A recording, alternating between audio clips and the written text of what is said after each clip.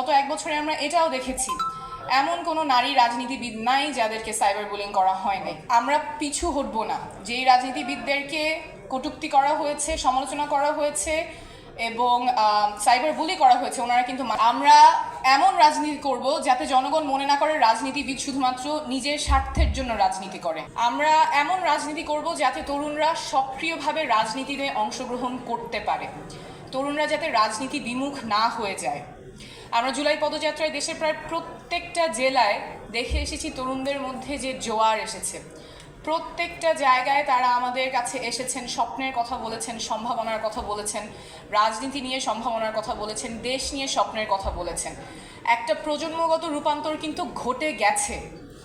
এই যে রাজনৈতিক সচেতনতা তৈরি হয়েছে, এটা আমাদের লালন করতে হবে, সাস্টেইন করতে হবে, আরও এনহ্যান্স করতে হবে। এবং এখানে আমি আশা করব আজকে যারা যুব সংগঠন আছেন, যুবশক্তি আছেন এবং রাজনৈতিক দল আছেন, তারা এই স্বপ্নটাকে লালন করতে সাহায্য করবেন, সহযোগিতা করবেন। আমাদের তরুণরা যদি আশাহত হয়ে পড়ে, তাদের যদি স্বপ্ন ভঙ্গ হয়, তাহলে দেশ তীব্র একটা সংকটের মুখে পড়বে। আমরা সেই জায়গায় ফেরত যেতে চাই না।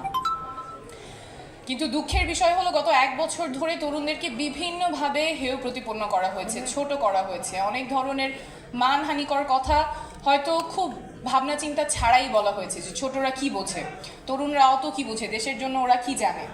কিন্তু আন্দোলনের নেতৃত্ব তরুণরাই সামনে থেকে দিয়েছে। তাই এরকম কথা যেগুলো হয়তো আমরা অনেক চিন্তা করে না বলা হয় না, কিন্তু এটার একটা ইম্প্যাক্ট আছে। তরুণদেরকে ছোট করে দেখা, হেয় করে দেখা, এই সংস্কৃতি থেকে আমাদের বের হয়ে আসতে হবে। কারণ তরুণরা আমাদের শক্তি, আমাদের স্বপ্ন তরুণরাই সামনে নিয়ে যাবে। আমি সবার প্রতি আহ্বান করব যাতে এই ভাষাগুলো, এই অ্যাটিটিউডগুলো যাতে না থাকে। তরুণরা যেমন রক্ত দিয়েছে, তরুণরা দেশকে সামনে নিয়ে যাবে, নীতি নির্ধারণীতে তাদের ভূমিকা থাকবে, দেশকে সামনে নিয়ে যাওয়ার ক্ষেত্রে তাদের ভূমিকা থাকবে। আমাদের এমন রাজনীতি করতে হবে যাতে নারীরা সক্রিয় অংশগ্রহণ করতে পারে। আমাদের অভ্যুত্থানের একদম সামনে থেকে নারীরা নেতৃত্ব দিয়েছেন, কিন্তু গত এক বছরে আমরা এটাও দেখেছি, এমন কোনো নারী রাজনীতিবিদ নাই যাদেরকে সাইবার বুলিং করা হয় নাই। এমন কোনো কটু কথা, propaganda, deepfake photo, deepfake video তৈরি করা হয় নাই যাতে তাদেরকে হেয় প্রতিপন্ন করা যায়।